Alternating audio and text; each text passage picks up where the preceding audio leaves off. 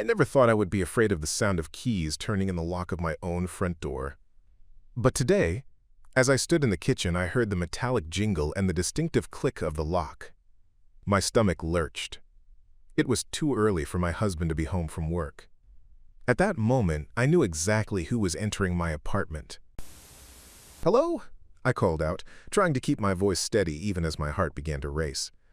I wiped my hands on a dish towel and stepped cautiously into the living room. The door swung open, and there she was. My mother-in-law, Elaine, stepping right into our entryway as if she owned the place. Elaine clutched a grocery bag in one hand and a set of keys in the other. My keys. Well, technically a copy of our keys that I never even knew she had made. She flashed me a broad smile that didn't quite reach her eyes. "Lauren, honey, I didn't expect you to be home now," she chirped, feigning pleasant surprise. I forced a polite smile, though my insides were churning. "Elaine, what are you doing here?" I asked, trying to keep my tone neutral. In truth, I knew exactly why she was here. This wasn't the first time she had shown up unannounced, but it was the first time I'd caught her letting herself in with a key. "Oh, I was just in the neighborhood and thought I'd drop off some fresh vegetables from the farmer's market," she replied lightly, lifting the grocery bag as evidence. "I know how busy you and Nick can get, and I wanted to make sure you're eating well." She stepped further inside, her eyes already scanning the living room. I instinctively glanced around, suddenly self-conscious about the stray blanket on the couch and the pair of shoes I'd kicked off by the coffee table.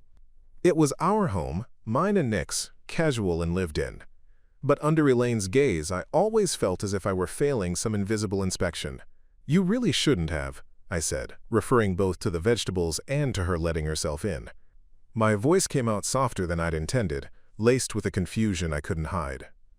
"How did you get a key, by the way?" I added as casually as possible, though my hand trembled slightly as I gestured at the one now dangling from the ring in her hand. Elaine brushed a strand of ash-blonde hair, the same shade as my husband's, away from her face and gave a little shrug. "Oh, Nick gave me one ages ago for emergencies. Remember when you two went away for that weekend in April? He wanted me to have a key in case I needed to check on the apartment." My mind raced. I did remember that weekend trip we took for our first anniversary 6 months ago.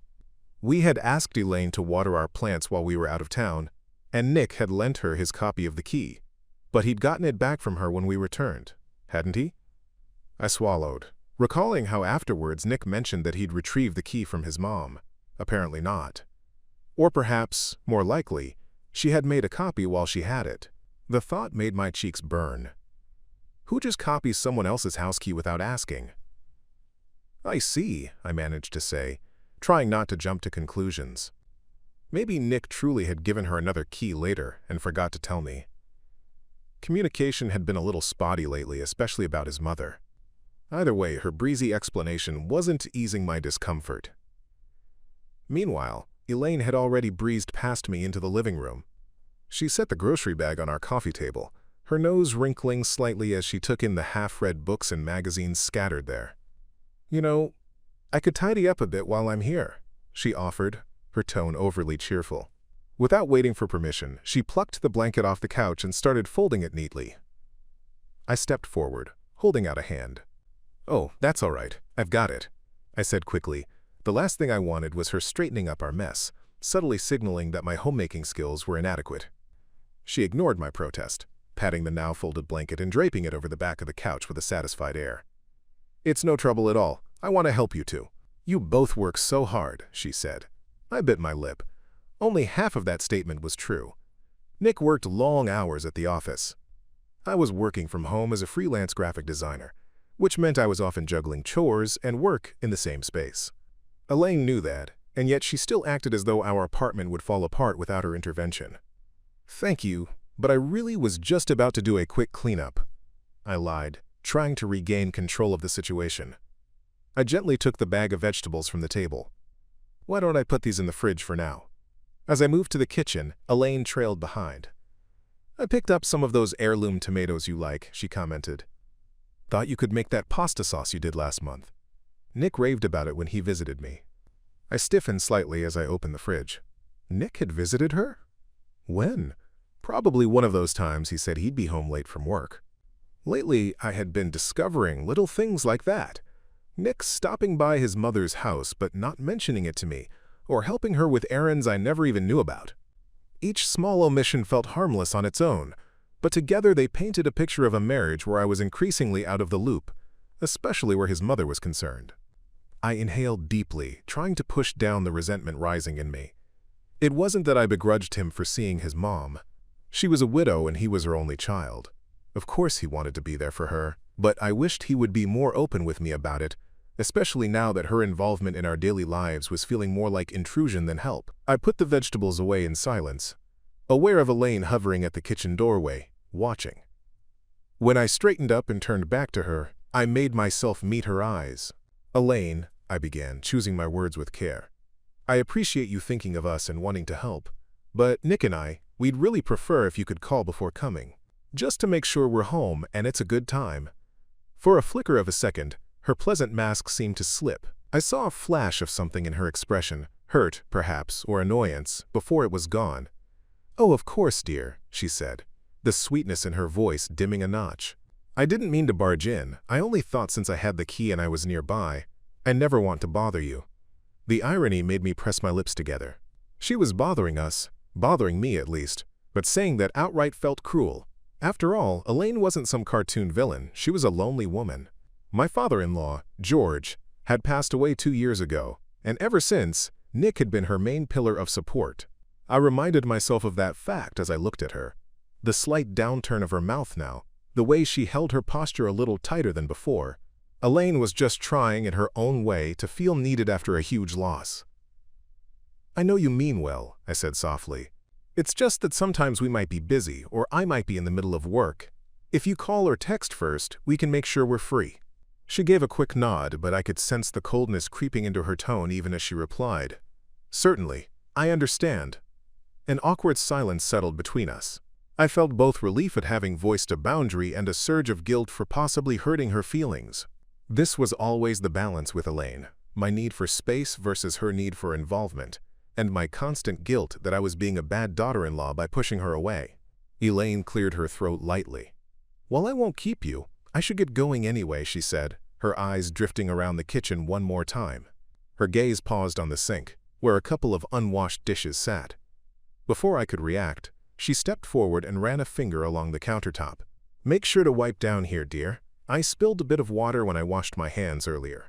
My jaw tightened. Our countertop, and she was inspecting it like a housekeeper. "I'll take care of it," I replied, trying to keep my voice even. She smiled again, but it was thinner than before. "All right. Tell Nick I stopped by, will you? And that I love him." "I will," I said. I walked her to the door. She handed me the set of keys, and for a hopeful second I thought she was returning them to me. But when I held out my hand, she merely jingled them and slipped them into her own purse. Seeing my look, she added hastily, "For emergencies, of course. Only for emergencies." I didn't have the energy to argue the point, at least not right now. I just opened the door for her, forcing another polite smile. "Have a good rest of your day, Elaine." "You too, Lauren, and thanks for letting me drop in," she said, as if this had been my invitation. With that, she left. I shut the door behind her, turning the deadbolt with a decisive thunk. As the silence of the apartment closed in around me, I realized my hands were shaking. I pressed them flat against the door for a moment, taking a steadying breath. A mix of anger, guilt, and lingering anxiety swirled inside me. I hated that I felt like a guest in my own home whenever Elaine was here. I hated that she had a key at all, and that she thought it was okay to use it without permission. But most of all, I hated the growing rift this was causing between me and my husband. I reached for my phone, my thumb hovering over Nick's contact. I needed to tell him what just happened. He was at work, but I couldn't let this slide without discussion. Not this time. My finger trembled as I pressed the call button. It rang twice before he picked up. "Hey, Laure," Nick's warm voice came through. Even after 3 years of marriage, the sound of it could put me at ease, usually. "Everything okay?" I closed my eyes briefly, summoning calm. "Hi. Are you in the middle of something? I need to talk to you about something that just happened." He must have heard the tension in my voice. "I have a few minutes. What's wrong?" I swallowed. Your mom stopped by. There was a beat of silence.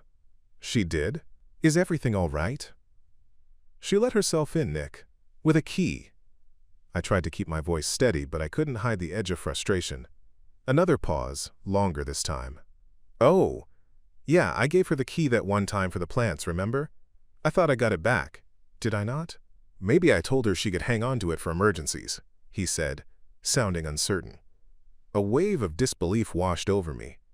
It was so like him to not even remember, or to conveniently forget, because confronting his mother was uncomfortable.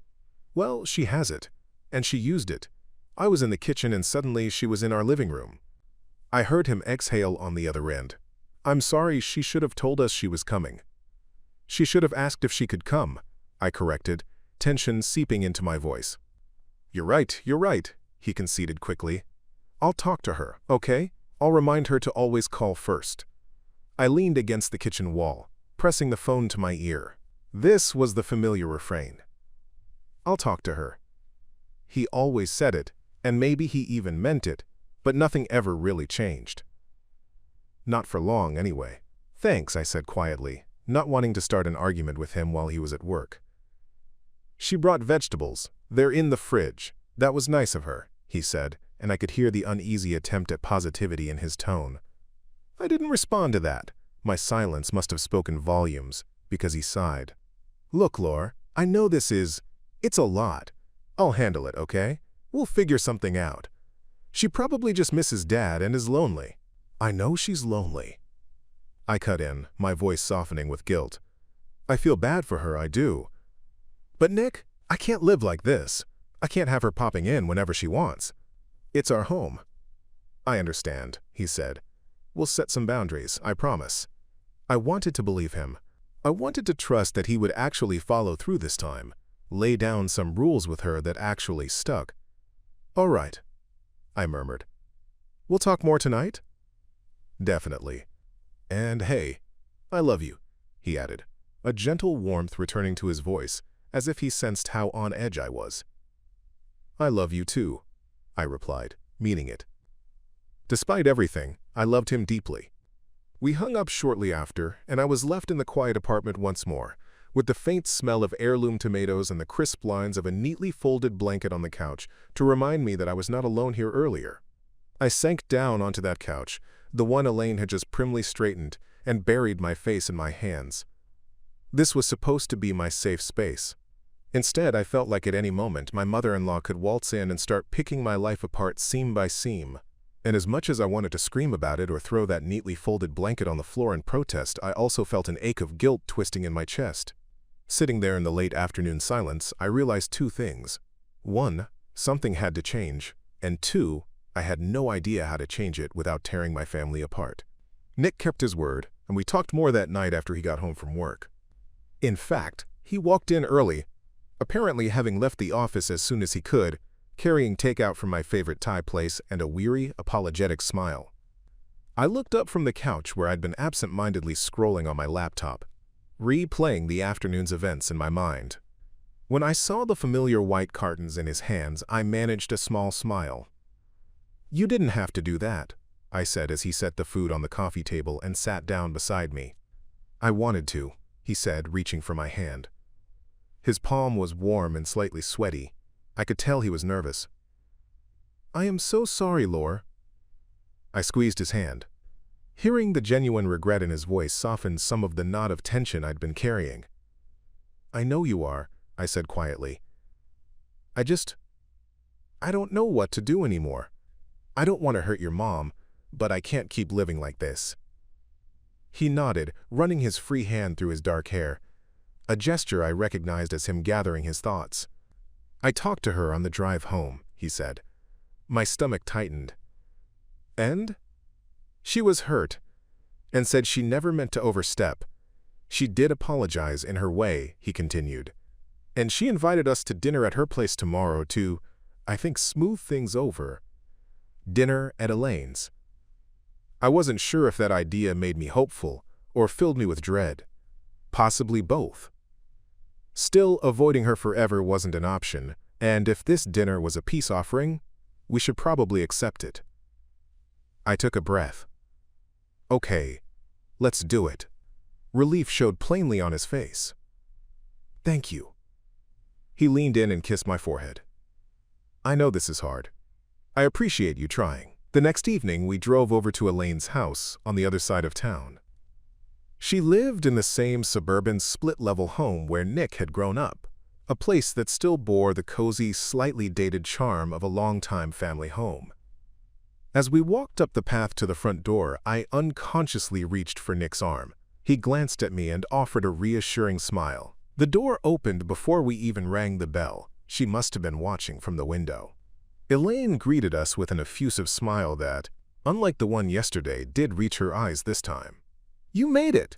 Come in, she said, stepping aside. The smell of roasted chicken and herbs wafted out of the house. My stomach fluttered with nerves, but also hunger. I realized I'd been too anxious to eat much all day. Inside, the living room looked just as it always had. The cozy but slightly overstuffed sofa, dozens of family photos on the walls, and the familiar mantel crowded with her porcelain knickknacks. It struck me, not for the first time, how this place was entirely Elaine's domain, filled with her choices, her memories. Perhaps that was part of why she felt so free to impose herself on our space. She was used to being the queen of her own castle. Dinner's almost ready, Elaine announced, leading us toward the dining room. I made your favorite, Nick, roast chicken with lemon and rosemary. And I remembered you liked asparagus, Lauren, so I prepared some on the side. That sounds great, Mom, Nick said, shrugging off his jacket. I did the same, and he took both our jackets to hang on the entryway coat rack. An easy, thoughtful gesture that made my heart squeeze a little. We sat down at the dining table, which was set with her good china and a vase of fresh flowers. Elaine really had gone all out. I couldn't decide if that made me feel flattered or wary. She brought in the dishes from the kitchen, waving me off when I offered to help. No, you two sit. You're guests tonight. Guests. The word stung slightly. Was I not family too? But I tried not to read into it. I often felt like a guest around her, whether she meant it or not, so hearing her say it outright only confirmed that sting. I exchanged a quick glance with Nick, who gave me a subtle nod, as if to say, let it go. Dinner started out polite and pleasant. The food was truly delicious, and I told her so. Elaine beamed proudly, clearly happy to have us there. We made safe small talk through most of the meal. She asked me about my work projects, shared a few funny anecdotes about Nick's childhood, and overall seemed to be on her best behavior. I could see Nick relaxing, relieved that his two favorite women were apparently getting along. It was all so civilized that I almost dared to hope the tension was gone for good. Maybe this was her way of extending an olive branch, by feeding us and doting on us a little in her own home, where she felt comfortable. And to be fair, Elaine was being more pleasant than she'd been in a long time. But once the dinner plates were cleared and we moved on to dessert, the real issues started to peek through the cracks. She brought out a homemade apple pie for dessert. Of course she had my favorite. As she sliced into it, Elaine cleared her throat softly. I'm really glad you both came tonight, she said, not quite meeting my eyes. I was worried after yesterday. She trailed off, then looked up at me through her lashes. I hope you know I never meant to upset you, Lauren. All the practiced politeness of the past hour couldn't stop a tiny knot of resentment from tugging in my chest. Still, I kept my tone gentle. I appreciate that, Elaine. I know you were trying to help. It was just a surprise, that's all. I'm sorry if I overstepped, she continued, carefully lifting a slice of pie onto my plate. I get carried away sometimes. After being alone all day, I look forward to seeing you two. I should have called first. You're right. I nodded, accepting the plate she handed me. Thank you. That does mean a lot to hear. Nick was watching us intently, as if afraid any wrong word might break this fragile peace. Encouraged by her apology, I decided to gently broach the bigger issue. One thing that startled me was not knowing you had a key, I said lightly. Maybe, for peace of mind, we could have that back. Just so popping in doesn't become a habit. I offered a small, conciliatory smile. A shadow flickered over Elaine's face. Her hand holding the pie knife paused for a second. "Oh," she said with a nervous laugh. "I thought Nick wanted me to hold on to it. For emergencies." Nick cleared his throat. "Mom, I think Lauren and I would both feel better if we keep the keys to ourselves. If there's an emergency, you can always call and I can come let you in." Elaine set down the pie knife. Her eyes suddenly glistened. "I never wanted you to feel unsafe in your own home," she said quietly. Her voice trembled as she added, "I'm sorry," and a tear spilled down her cheek. "Since your father died, I guess I clung to feeling needed. The house is so quiet. I never meant to overstep." My anger softened at that. Despite all the frustration, seeing her shoulders slump and her eyes fill with tears stirred my sympathy. Under the table, Nick reached for my hand. "Mom?" he said softly. She dabbed quickly at her eyes and tried to smile. "Let's not let the pie get cold." We all exhaled, the tension easing a bit. We didn't push further about the key right then. It felt cruel to demand it while she was bearing her feelings. Part of me thought maybe just talking about it solved the problem. She did seem to understand now. The rest of dessert passed in relative ease. When it was time to leave, Elaine wrapped up an extra slice of pie for us and even gave me a quick, gentle hug at the door. "Thank you for coming," she whispered. "And for listening." "Of course," I whispered back, managing to smile. "Dinner was wonderful." On the drive home, the streets were dark and quiet. I watched streetlights streak across the windshield and tried to sort out my emotions. "That went pretty well, don't you think?" Nick ventured, sounding hopeful. I tucked a strand of hair behind my ear. "Yeah, it did. Your mom was really sweet tonight. I think she really took in what we said." He glanced over at me. "I know it's not perfect yet, but it felt like progress, right?" I hesitated, then nodded. I didn't want to puncture his optimism. "Progress," I echoed. And it was, in a sense. The tension between Elaine and me had eased, and I had seen a glimpse of the hurt beneath her meddling. It made her behavior, if not excusable, at least a bit more understandable. Still, a small knot of doubt sat in my stomach. Words were one thing, follow-through was another. Would anything actually change? For a while after that dinner, things genuinely improved. Elaine stopped showing up unannounced. She took to calling before visits and trying to respect our space. We started a routine of weekly get-togethers so she wouldn't feel left out. It wasn't perfect. She still phoned quite often and sometimes struggled with the new boundaries. But compared to before, it was progress. Nick and I made a point to include her in our lives on our terms, hoping to ease her loneliness. It worked, more or less, for the next couple of months. The tension never fully disappeared, but at least it was kept in check. Then, one rainy Tuesday evening in early spring, everything changed again. I was home prepping dinner, waiting for Nick, when my phone rang. It was Elaine, and her voice was trembling with pain. She said she'd had a fall in her kitchen while reaching for something in a cupboard. She thought her ankle might be injured. She couldn't put weight on it. My heart lurched as I realized she was hurt and all alone. I dropped everything and drove straight to Elaine's. On the way, I phoned Nick, who was also rushing there from work. When I arrived, I found her on the kitchen floor, back against the cabinets, face pale and twisted in pain. Her ankle was alarmingly swollen. We managed to get her into my car just as Nick pulled up. That night became a blur of fluorescent lights and x-rays at urgent care. The verdict: a severe sprain, thankfully not a break. They wrapped her ankle, gave her crutches and painkillers, and instructed her to stay off it for at least a week. Without hesitation, Nick insisted that his mom come stay with us during her recovery. Her house had stairs and no one to help her. I agreed. It was the only sensible option, though I felt a ripple of unease at the thought of our fragile peace being tested under the same roof again. Elaine's first night at our apartment was awkward but manageable. We set her up in our small second bedroom, which had a pull-out couch and doubled as my home office. Nick helped elevate her sprained ankle on a firm pillow, and I brought her an extra quilt, some tea, and the pain meds from the doctor. "Thank you, dears," she murmured as we fussed over her. She looked genuinely contrite about the whole situation. "I feel just terrible putting you out like this."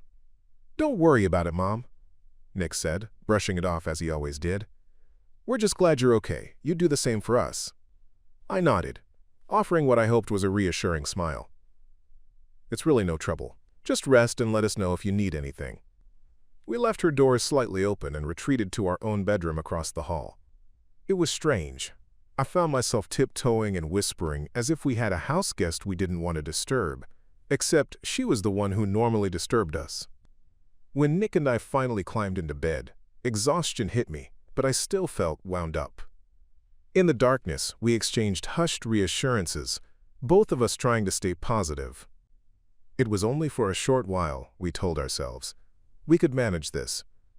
Just a few days, we repeated, like a mantra, before finally drifting into an uneasy sleep. The next few days put all of us to the test.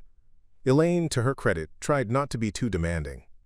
She mostly stayed in the living room or her makeshift bedroom, knitting or watching daytime TV at a low volume. But even immobilized, she couldn't resist her usual impulses. On Wednesday morning, I set her up with breakfast and magazines, then went to the bedroom to tackle some work on my laptop. Not an hour later, I walked out to refill my coffee and found her hobbling around on her crutches, attempting to straighten the books on our shelf. My heart leapt into my throat. "Elaine, you shouldn't be up on that foot," I scolded, rushing over. She was balancing awkwardly, one crutch under her arm, the other hand reaching for a row of novels. "Oh, I'm all right. I just noticed your books were out of order. Thought I'd organize them by author for you." I gently took the book from her hand and guided her back to the couch. "Please, you really don't have to do that. You're supposed to be resting." She sighed as she settled down again. "I know I don't have to. I just can't sit around doing nothing. It makes me feel useless." I managed a tight smile, tucking a pillow under her leg again. "If you need something to do, maybe I can bring you your knitting bag. Keep that foot up and your hands busy." Her face brightened a bit.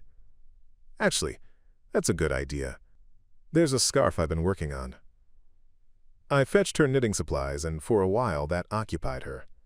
But similar incidents kept cropping up. Twice I caught her hobbling off to do chores, trying to fold laundry or chop vegetables for dinner. Each time, I firmly but politely guided her back to her spot. It was like babysitting someone who couldn't sit still, even though moving clearly hurt her. By the third day, my nerves were wearing thin. The constant vigilance, disruption of routine, and lack of privacy were gnawing at me. Since I worked from home, I was on caregiving duty until Nick returned in the evenings to help. He'd cook dinner, with Elaine offering unsolicited advice from the couch the whole time, and help her get settled into bed. Our private evenings vanished. Even behind our closed bedroom door, we were on edge, speaking in whispers. I could sense the tension in Nick too, though he tried to hide it behind a tired smile. The real breaking point came Friday night. I decided to take a long, hot shower after dinner, my attempt at a little escape. Under the steaming water, I finally felt myself relax, if only for a few minutes. When I emerged in my bathrobe, I nearly jumped. Elaine was right there in the hallway on her crutches. "Oh," I gasped, clutching the robe tightly around myself, my heart jolting.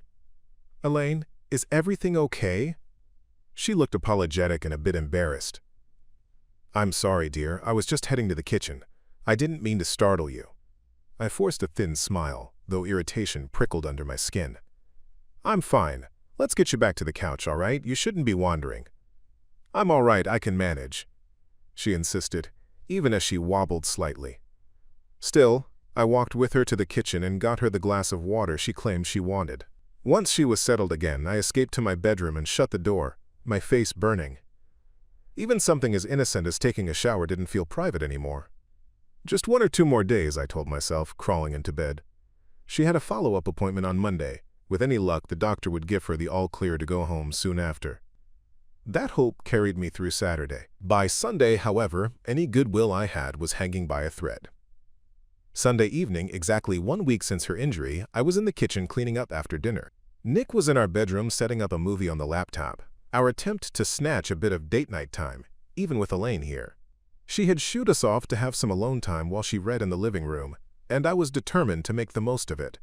I dried my hands, made a bowl of popcorn, and headed toward the bedroom.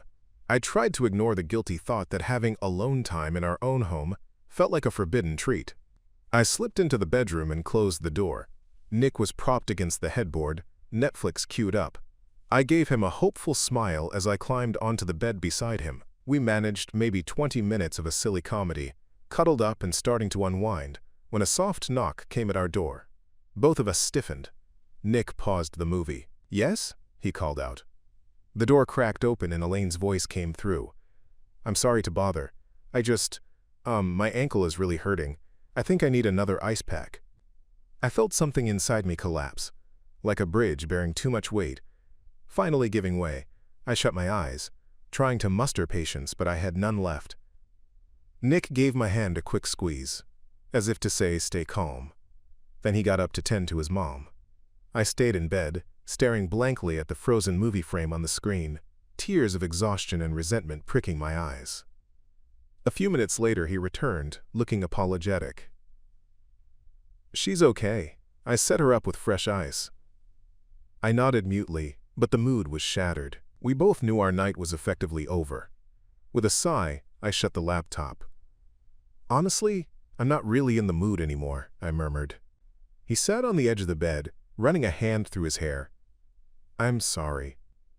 I looked at my husband, the stress lining his face, the defeat in his posture, and something inside me snapped into focus.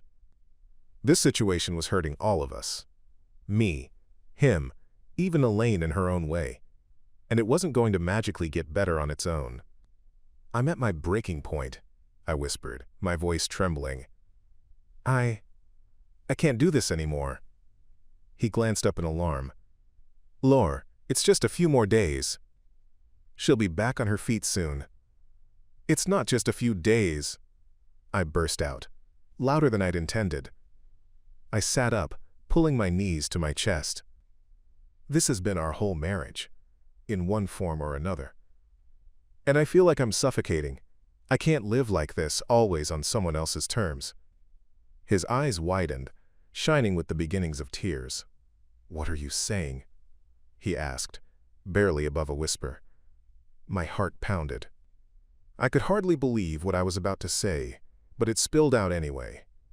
If things don't change, I don't know how I can stay in this marriage. The words hung heavy in the air. Nick paled, as if I'd slapped him. His mouth opened, but no sound came out.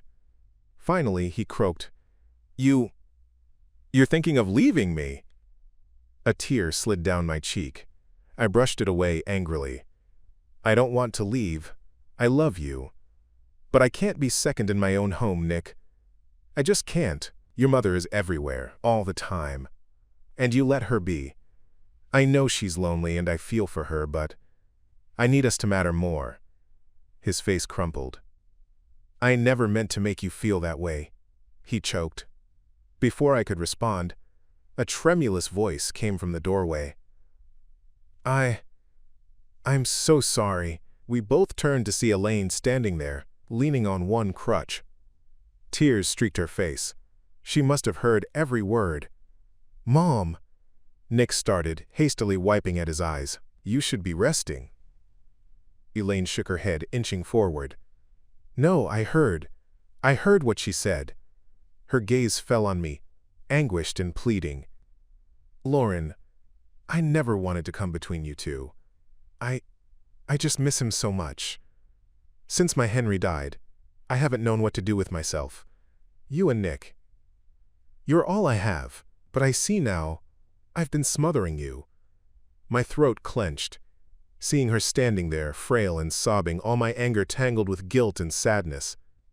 Nick quickly moved to support her, but she waved him off. "I need to go home," she said through tears. "I can't stay here and cause more trouble. I'm sorry. I'm so sorry." She turned as if to head back to the guest room, maybe to gather her things, but swayed unsteadily. Nick grabbed her arm to steady her. "Mom, please. It's late. You can't just leave. Elaine covered her face with one hand, crying harder. I don't want to destroy my son's marriage, she sobbed. What kind of mother would that make me? Nick pulled her into a gentle hug, crutches and all. Shh. You're not destroying anything. Come on, let's get you back to bed. We'll figure this out in the morning, okay? His voice wavered with emotion. I stood and approached slowly. My heart ached, seeing them both like this. My husband trying to comfort his devastated mother, while pain radiated from his own eyes. I placed a hand on Elaine's back. Elaine, I said softly, please don't worry about packing up tonight. It's dark, and your ankle. Just rest. We'll talk tomorrow, all of us. I promise. She lifted her tear-streaked face, looking between me and her son. I'm so sorry, she whispered again. We know, I replied, my own voice thick. It's going to be okay, let's just get through tonight. At last she allowed us to guide her back to the guest room. Once Elaine was settled in bed, emotionally exhausted and still sniffling, Nick and I retreated to our bedroom. That night, neither of us slept much. I kept replaying my own hurtful words in my head, torn between feeling justified and horrified. I loved him so much. I didn't want to leave. I just wanted this pain to end. Monday morning, the doctor fitted Elaine with a walking boot and cleared her to start moving around. We brought her back to her own house soon afterward. The car ride was quiet. She didn't protest the plan. Nick carried her overnight bag inside while I hovered in the entryway. None of us quite knew how to say goodbye in that moment. Elaine sunk into her living room armchair with a weary sigh. She looked small and defeated. Thank you for taking care of me, she said quietly, fiddling with the strap of her purse. And I'm sorry for everything. I stepped forward and squeezed her hand. I know, I replied softly. I appreciate that. Nick bent and wrapped his arms around his mom. She closed her eyes, clinging to him. Love you, Ma, he murmured. I love you too, baby, she whispered, voice breaking. Both of you, she added, reaching out to touch my arm. I joined the hug, and the three of us stayed like that for a long moment, united by the love and regret we all shared. When Nick and I finally returned to our empty apartment, we both let out long, shaky breaths. The silence was both a relief and an accusation, reminding us of the harsh words and raw emotions that had filled it the night before. Nick set Elaine's returned house key on the coffee table, the symbolic act of drawing a boundary at last. Then he turned to me, eyes full of tears. Laura, I am so sorry, he said hoarsely. You were right, about all of it. Seeing him on the verge of breaking down, I felt my own anger and hurt ebb, replaced by empathy. We sank onto the couch together. I'm sorry too, I whispered. I never wanted it to get to that point. He took my hands in his. I should have stood up to her sooner. I was just so afraid of hurting her, especially after Dad died. I thought I could keep both of you happy. But I nearly lost you in the process. I promise I'll do better. Fresh tears slipped down my cheeks. I know you will, I said, squeezing his hands. And I'll try to be more patient and tell you when something's wrong before I explode. Nick pulled me into his arms. You are my world, Lauren. You're my wife.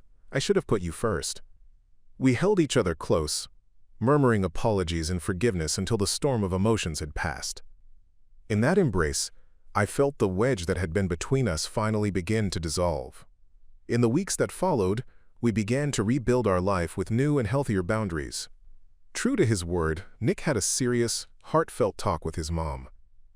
He gently but firmly told her that while he loved her deeply, our marriage had to be his first priority. We agreed on some clear rules, no more unannounced visits, period. Weekly dinners or outings would be scheduled so she could still spend time with us, but our day-to-day life was our own. It was a hard conversation. Nick said Elaine cried, which hurt him to see. But she understood that something had to change. It wasn't an easy adjustment for her at first. A couple of times she slipped up, calling multiple times in a day just to chat, or arriving an hour early to a planned visit, but each time she caught herself. I'm sorry, she'd say, sounding truly earnest. I'm working on it. And she was. Gradually her calls became less frequent and more purposeful. She started finding other ways to occupy her time, too. An old friend convinced her to join a book club, and she began attending a widow's support group at the community center. Little by little, she was rebuilding a life that didn't revolve solely around her son. A few months later, on a warm summer afternoon, we had Elaine over for a casual backyard barbecue, one of the first visits under the new normal. She rang the doorbell and waited for us to answer, just like any guest. She even brought a store-bought pie instead of trying to commandeer the kitchen. During the visit, she was warm and pleasant. I could tell it took restraint for her not to straighten up or micromanage things. But the fact that she was trying meant the world to me. Monday morning, the doctor fitted Elaine with a walking boot and cleared her to start moving around. We brought her back to her own house soon afterward. The car ride was quiet. She didn't protest the plan. Nick carried her overnight bag inside while I hovered in the entryway. None of us quite knew how to say goodbye in that moment. Elaine sunk into her living room armchair with a weary sigh. She looked small and defeated. "Thank you for taking care of me," she said quietly, fiddling with the strap of her purse. "And I'm sorry for everything." I stepped forward and squeezed her hand.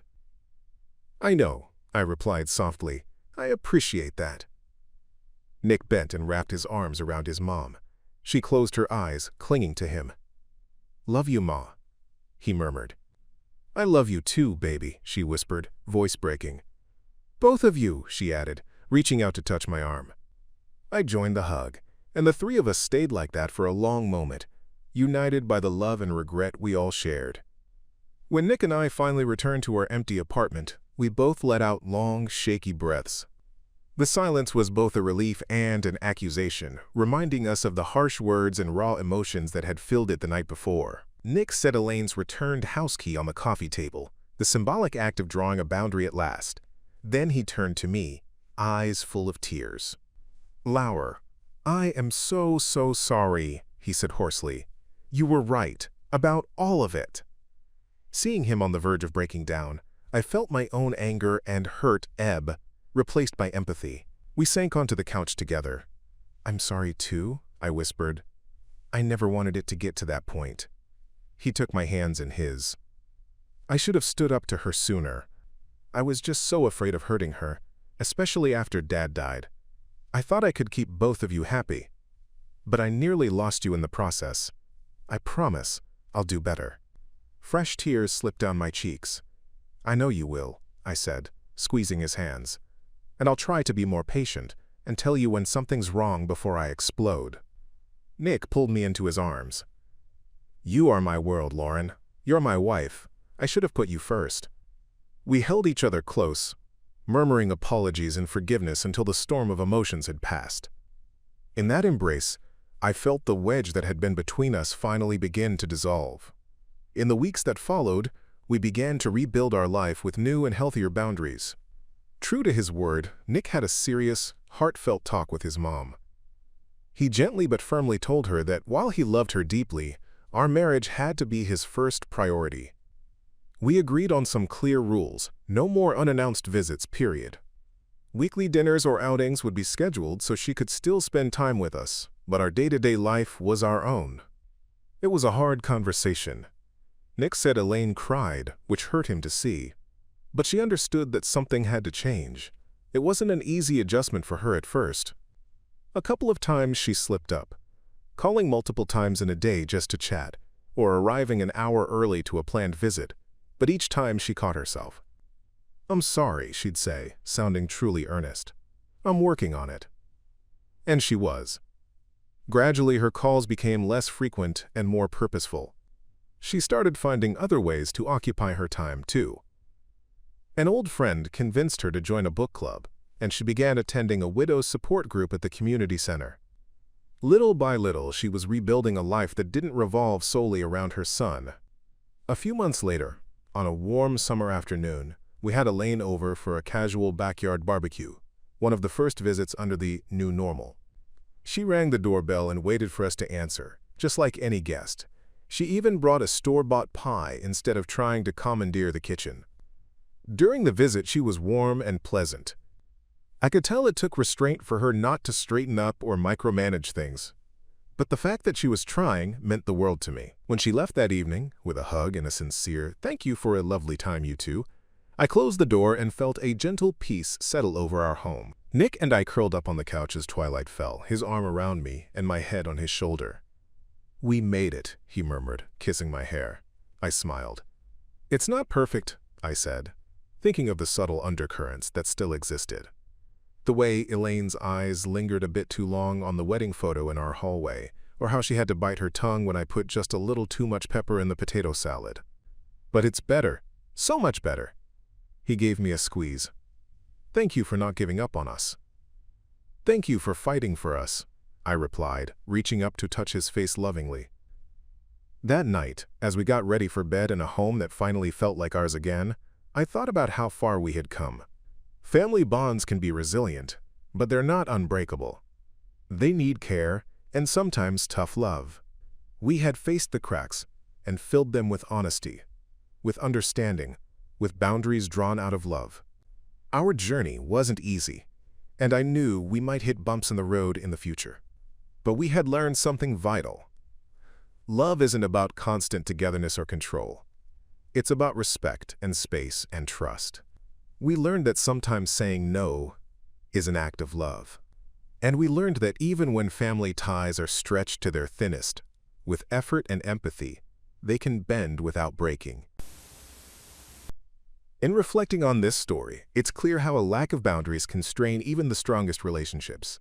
Elaine's overbearing behavior stemmed from loneliness and fear, but it nearly drove her son and daughter-in-law apart.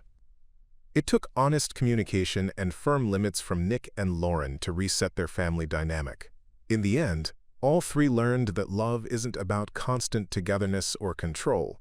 It's about respect, understanding, and allowing space for each other to grow. Their journey shows that even deeply tangled family conflicts can be untangled with patience, empathy, and the courage to stand up for what's right.